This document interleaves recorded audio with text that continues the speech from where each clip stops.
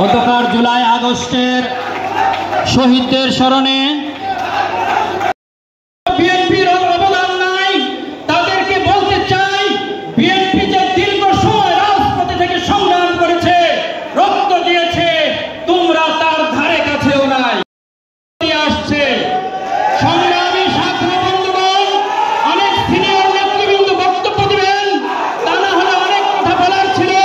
আমি শুধু একটি কথাই বলতে চাই, আমরা রাজপথে আছি, রাজপথে থাকবো, আগামী নির্বাচন পর্যন্ত আমরা রাজপথে থেকে সুষ্ঠু এবং সুন্দর নির্বাচনের মধ্য দিয়ে আমাদের প্রিয় নেতা তারেক রহমানকে দেশে এনে নির্বাচনের মাধ্যমে তাকে বিজয়ী করে বাংলার ক্ষমতার আসনে বসিয়ে বিএনপির এই ক্ষমতা প্রতিষ্ঠিত হবে, বিএনপির শাসন আমল শুরু হবে ইনশাআল্লাহ। ইতিমধ্যে আপনারা জেনে খুশি হবেন আমরা কোনো ব্যবসা প্রতিষ্ঠানের সাথে জড়িত নয়। সুতরাং আপনারা যারা কেন্দ্রীয় নেতৃবৃন্দ রয়েছেন এবং মহানগর বিএনপি নেতৃবৃন্দ যারা রয়েছেন, সকলে আমাদের প্রতি একটি সুদৃষ্টি রাখবেন। আমাদের মধ্যে এখনো যারা রয়েছে, যারা পুলিশের দাবি করেছে, আমাদের আমি একটি কথা বলবো, আমাদের সারা বাজারে যারা অফিস দিয়ে বিগত 17 বছর আমাদেরকে জানিয়েছে, সেই পুলিশ কিন্তু আমাদের মধ্যে ঢুকে রয়েছে। আমাদের মহানগর কেন্দ্রীয় নেতৃবৃন্দ রয়েছে, আমি বক্তব্য দিতাম, আমাদের কৃষকদের কেন্দ্রীয় নেতৃবৃন্দ আছে, তাদের সাথে আমরা বক্তব্য দিতাম। সুতরাং যারা পুলিশের দালালি করেছে, সেই দালাল মুক্ত কৃষকরা আমরা চাই। আপনাদের দৃষ্টি আকর্ষণ করছি, আপনারা দালাল মুক্ত কৃষক দিবেন আমাদেরকে, সেই আশা ব্যক্ত করে আগামী দিনে একটা ফেসিবাদের পক্ষ থেকে এই দেশের সাধারণ নাগরিকদের বিরুদ্ধে, রাষ্ট্রের বিরুদ্ধে তার রাষ্ট্রের বিরুদ্ধে যুদ্ধ ঘোষণা করেছেন। তার রাষ্ট্রের নাগরিকদের কে বিনা অপরাধে নির্বিচারে পাখির মতো হত্যা করেছে। এরকম ঘটনা পৃথিবীতে বিরল আরেকটি নাই, জানেন? এরকম ঘটনা পৃথিবীতে আরেকটি নাই। আবার ঠিক আরেকটি বিপ্লব, যে বিপ্লবটি হলো ছাত্র জনতার বিপ্লব। এই বিপ্লবের মধ্য দিয়ে একটি রাষ্ট্রের যে পরিবর্তন হলো, সেই পরিবর্তনের যে নমুনাটা, এইরকম নমুনা সিমটম পৃথিবীর দ্বিতীয়টি নাই। যেমন আচ্ছা, বিপ্লব হয়, গণঅভ্যুত্থান হয়, গণঅভ্যুত্থানের মধ্য দিয়ে, বিপ্লবের মধ্য দিয়ে একটি রাষ্ট্রের যিনি প্রধান থাকেন, যেই রাষ্ট্রের হোক, সেই রাষ্ট্রের প্রধান পালিয়ে যান, অথবা প্রেসিডেন্ট পালিয়ে যান, মন্ত্রী পালিয়ে যান, এমপি পালিয়ে যান, এই পর্যন্ত মধ্যে একটা সীমাবদ্ধতা থাকে। কিন্তু আমরা এই গত জুলাই আগস্ট মাসের যে বিপ্লবের মধ্য দিয়ে নতুন আরেকটি সরকার দেশে, সেই সরকারের পরিবর্তনের মধ্যে কি হলে দেখতে পাচ্ছেন, একটা মসজিদের ইমাম থেকে শুরু করে রাষ্ট্রের প্রধান কর্তা পর্যন্ত সব পালিয়ে গেল। এরকম বিপ্লব পৃথিবীতে হয় নাই। আপনি একটা মসজিদ ইমাম খুঁজে পাওয়া যায় না, একজন শিক্ষক খুঁজে পাওয়া যায় না, একজন সাংবাদিক খুঁজে পাওয়া যায় না, একজন ব্যবসায়ী খুঁজে পাওয়া যায় না, একজন গ্রামের নেতাকে খুঁজে পাওয়া যায় না। এরকম বিপ্লব পৃথিবীতে দ্বিতীয় হয়নি। কারণটা কি দেখেন আপনারা? কারণ কি? কারণ হলো 17টি বছর এই দেশের মানুষের উপর একটা জুলুম চলে, রাষ্ট্রভাবে জুলুম চলেছে। আমরা যারা আছি এখানে, আমরা অনেকবার বক্তব্য দিয়েছি। এই যে আমাদের প্রধান অতিথি বাবুল সাহেব এখানে অনেকবার বক্তব্য দিয়েছেন, অনেক মিটিং মিছিল সভা সমাবেশ করেছেন, কিন্তু আমরা কি নির্দ্বিধায় একটি কর্মসূচি পালন করতে পেরেছি? পুলিশের বাধার সম্মুখীন হয়ে আমরা করতে পেরেছি? একদিকে পুলিশ, আরেকদিকে হুন্ডা বাহিনী, হেলমেট বাহিনী, ছাত্রলীগ, যুবলীগ, কৃষক লীগ, গোলামা লীগ, এরকম লীগ, তারা বিভিন্ন জায়গায় দাঁড়িয়ে থাকতো অস্ত্র হাতে নিয়ে। আমরা কি মাঠে বেরোতে পেরেছি? পারিনি। আমরা যে জুলুম নির্যাতনের শিকার হয়েছি, এদেশের প্রতিটি মানুষ সেরকম জুলুম নির্যাতনের শিকার হয়েছে। তার মধ্যে দিয়ে দেশে একটি নতুন করে বিপ্লব হয়, সেই বিপ্লবের মধ্যে দিয়ে একটি সরকারের পরিবর্তন হয়, আরেকটি সরকার দেশে ক্ষমতায় আছে। আজকে সেই সরকারের বয়স মাত্র 1 বছর। আপনি ইতিমধ্যে দেখতে পেরেছেন এই সরকারের কর্মকাণ্ড নিয়ে, এই সরকারের কর্মসূচি নিয়ে এই দেশের সাধারণ মানুষের কাছে, অর্থাৎ যারা বিপ্লবী, যারা বিপ্লবী না, যারা বিপ্লব করেছে তারা, এবং যারা তাদেরকে সহযোগিতা করেছে ঘরে বসে, তারা সবাই কিন্তু তাদের উপর দিন দিন বিরক্ত হচ্ছে। আমরা কিন্তু এই বিপ্লব চাইনি, আমরা কিন্তু এই দেশ চাইনি, আমরা কিন্তু এই প্রশাসন চাইনি, আমরা কিন্তু এই তত্ত্বাবধায়ক ব্যবস্থা, আমরা এই ব্যবস্থা চাইনি। একটি সরকার একটি দলের জন্য, তাদের নেতাকর্মীদেরকে নিরাপত্তা দেওয়ার জন্য আপনারা দেখেন কি করেছে। আপনারা পুলিশ আর্মির গাড়িতে তারা পালিয়ে আসতে বাধ্য হয়েছে। এরকম দৃশ্য কি আমরা দেশের মানুষ দেখেছি?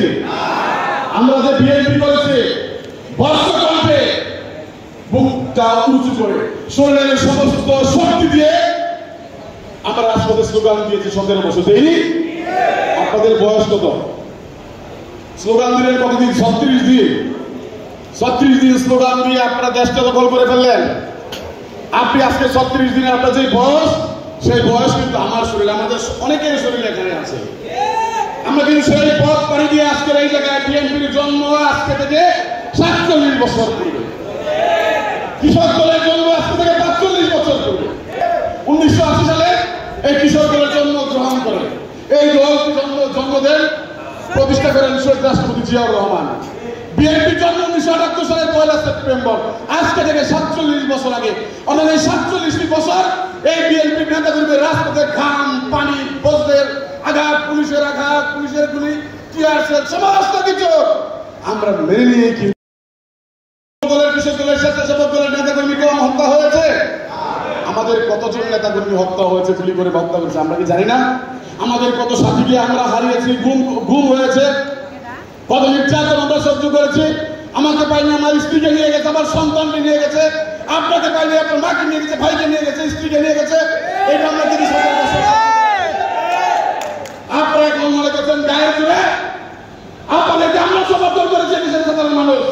কয়েকজন ছাত্র আপনারা আছেন যারা কোথায় আমাকে নিয়ে কথা বলেন, আমার খালেদাকে নিয়ে কথা বলেন, আপনারা গণতন্ত্রকে নিয়ে কথা বলেন, এক একবার এক এক রকম উসিলা দিয়ে আপনারা নির্বাচনকে বানচাল করতে চান।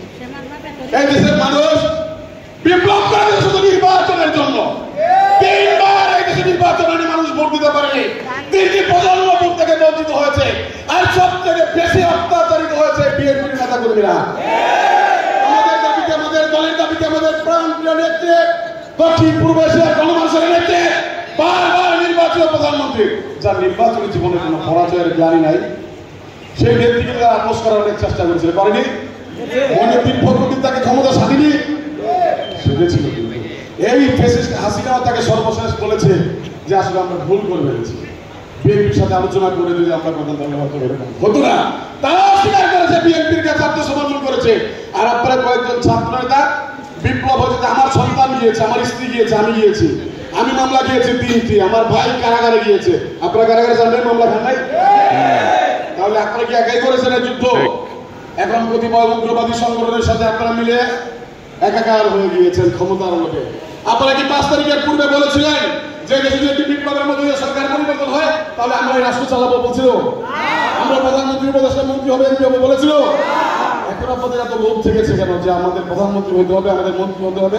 এই লোভ আপনাদেরকে কে জাগিয়ে দিয়েছে? কারা এই স্বপ্ন আপনাদেরকে দেখিয়েছে? আপনাদেরকে বিপদ দাবি করার জন্য, দেশের মানুষের সাথে আপনাদেরকে একটি যুদ্ধের মধ্যে ফেলে দেওয়ার জন্য। আপনারা গোপালগঞ্জে গিয়েছেন কেন? গোপালগঞ্জে আগে কি আমাদের হতো না? এই যে মানুষগুলি মারা যাচ্ছে, গুলিবিদ্ধ হচ্ছে, কর্মসূচি পরিবর্তন করা যায় না কেন? আমাদের সন্তানদেরকে আপনারা মিথ্যা বুঝিয়ে, ভুল বুঝিয়ে আপনারা যুদ্ধের ময়দানে ঠেলে দিচ্ছেন, আমাদের সন্তানদেরকে পুলিশের মুখে ঠেলে দিচ্ছেন। আর জনগণের জন্য, খালেদা জিয়ার জন্ম হয়েছে জনগণের জন্য, দেশের মানুষের জন্য, বুড়ালিয়ার উপর করার জন্য। খালেদা জিয়া 17 বছর কারাবরণ করেছে 2 কোটি টাকার জন্য, 2 কোটি টাকা।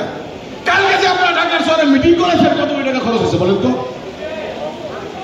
আমার নেত্রী 2 কোটি টাকার জন্য কারাগারে।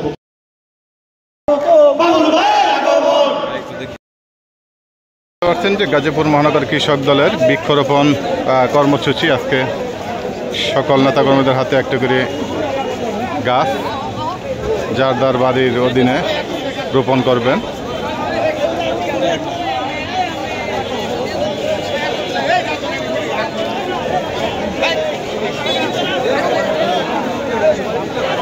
কৃষক লীগের আহ্বায়ক আতর ভাই বৃক্ষরোপণে ব্যস্ত দেখতে পাচ্ছেন।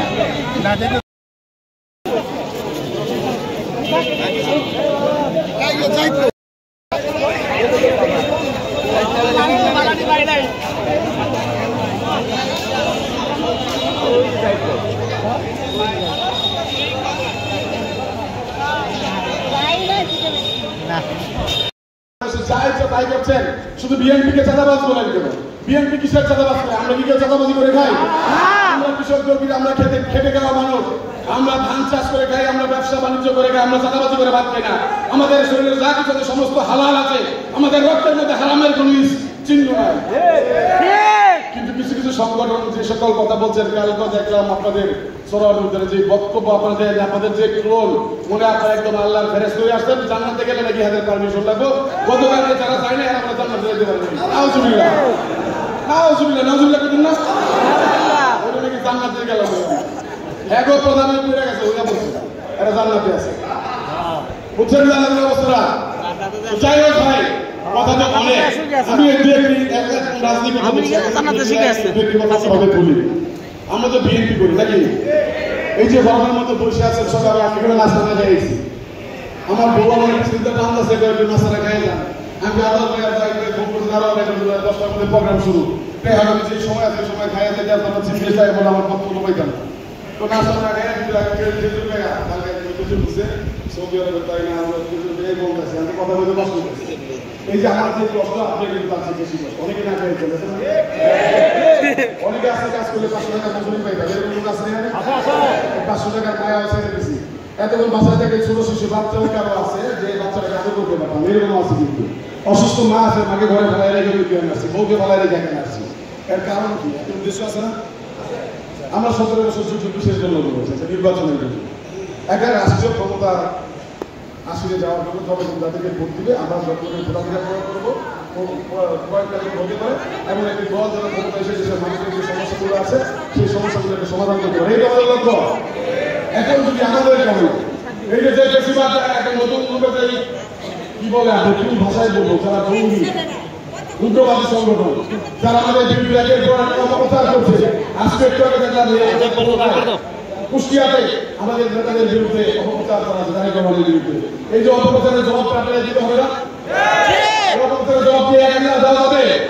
আমাদের সকলের মুখ দিয়ে যদি জবাবে যদি 101 ভাষায় এক সময় কথা হবে, তাহলে বাংলাদেশের 16 কোটি মানুষকে জানতে বেশি সময় লাগবে? আজকে এই কর্মসূচি সারা বাংলাদেশের কৃষক দলের এক সময়ের কর্মসূচি, এক সময় দিয়েছে। এই সারা বাংলাদেশ থেকে যদি সঠিক কথাগুলো আমরা জনগণের কাছে বলতে পারি, তাহলে আগামী নির্বাচনে মানুষ তো ভোট দিতে হবে নাকি? ভোট চাইলে আমরা ক্ষমতা যেতে পারবো? আর ভোটটি গায়ের করে নেওয়া যাবে? চাঁদাবাজি করে ভোট দেওয়া যাবে? স্বাস্থ্যবাদী করে ভোট দেওয়া যাবে? ভোটটা কি করে দিতে হবে? আমি তো নির্বাচনের প্রতিনিধি 3 বার, শুনছেন? আমার সাথে নির্বাচন করে কেউ জমা খরচ পায়নি, জানেন? যে নির্বাচন করছে 3 বার একটা জমা খরচ পায়নি। আর 3 বারে প্রথমবার নির্বাচন করেছে ভোট পাইছে, তারপরে আরো বেশি হয়েছে, তারপরে নির্বাচন করেছে, তারপরে আরো বেশি হয়েছে। ভোট কিন্তু একটা কমে না, কাটছে। তো ভোটের রাজনীতি কিন্তু ভালো অন্য জায়গায়। এই আমাদের আচরণের উপরে নির্ভর করে ভোট। ঠিক ঠিক। এই কৃষক দলের আচরণের উপর নির্ভর করে ভোট। এই হান্নু সবার উপর নির্ভর করে ভোট। বক্তব্যের উপর নির্ভর করে ভোট। এখানে সাধারণ রাস্তা দিয়ে হেঁটে যাবে, তার হাজার মধ্যে কিন্তু ভোট। এই যে আমাদের কিছু ছাত্ররা দেখেন না কথা বলে, তার চোখ বের হয়ে যায়, তার শরীরের অঙ্গ প্রত্যঙ্গ ছিঁড়ে যায়, কি কয় না কয়, কি কই বাচ্চা যাত্রী কি বুঝে বাচ্চা থামা ধরে যায়। তুমি যুদ্ধ করতে যারা পিছনে গাড়িটা পালায় গেলেন, এটা বড় বিয়ে তোমরা সব দিতে কাঁচুরের মতো পালায় গেলেন।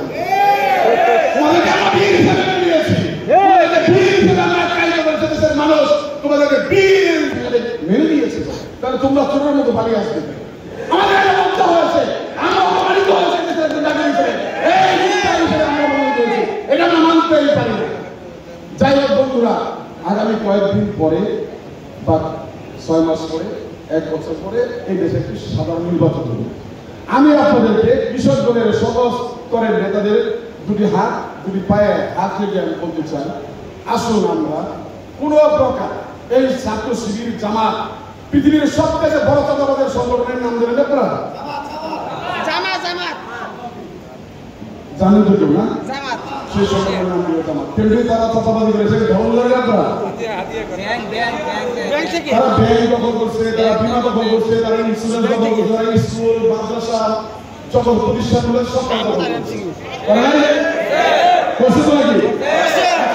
ছাত্র শিবিরের একটা প্রোগ্রাম করে, ছাত্র শিবিরের একটা প্রোগ্রাম, তার টাকা হানু ভাই, ওহাদুল ভাই, বাবুল ভাই, প্রত্যেকটা ঘরে ঘরে গ্রামে গ্রামে সকল জায়গায় জায়গা আছে, সবার কাছে কিছু কিছু টাকা দেয়, মহিলাদেরকে ঘরে পাঠানো যায়।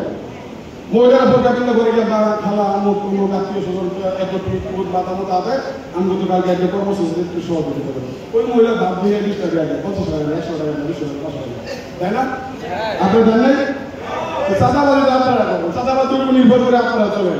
বাস স্ট্যান্ডে মুসলিম নেতাবাদী জামাতের নেতা নেই করে তাহলে আমাদের আপনারা যে মিটফোর্ডের হাসপাতালের ঘটনা নিয়ে মিটফোর্ড হাসপাতালের ঘটনা ঘটলো 2 দিন আগে 2 দিন আগে ঘটনা জানেন আপনারা 2 দিন পরে এটা মিডিয়াতে আসছে তাই না 2 দিন পরে মিডিয়াতে আসছে সেটা জানেন 2 দিন পরে মিডিয়াতে তারা ছাড়ছে পরিকল্পিত হবে এর মধ্যে যারা সকল রাজনৈতিক দলের লোক যারা এটার মধ্যে নামবে মাঠে নামবে আন্দোলন করবে এদেশে যারা মিটিং সিটিং যা করা তারা সব করছে কই না 2 দিন পরে মাঠে যাচ্ছে যখন এটা মানুষ দেখছে তখন তারা মিরপুরের হত্যাকাণ্ডকে তারা সারা দেশে দাবায় দিচ্ছে এক যুগে তাই পরিকল্পিত এটা পরিকল্পিত হত্যাকাণ্ড এটা হত্যাকাণ্ড ঘটিয়ে নির্বাচনটাকে তারা বাঞ্ছা করছে তারা পিছাতে চায় বিএনপির উপর এটা দায় চাপিয়ে জনগণের কাছ থেকে বিএনপিকে দূরে সরাতে চায় আমরা কি সেই সুযোগ দিব আমাদের কক্সবাজারের বন্ধুকে হত্যা করে রক্ষাটা হয়েছে আমাদের যশোরের যুবদলের বন্ধুকে হত্যা করে গুলি করে তারপর তার রক্ষাটা হয়েছে রক্ষাটা পাইনি কেন আপনারা জানেন একটা মাত্র বাহিনী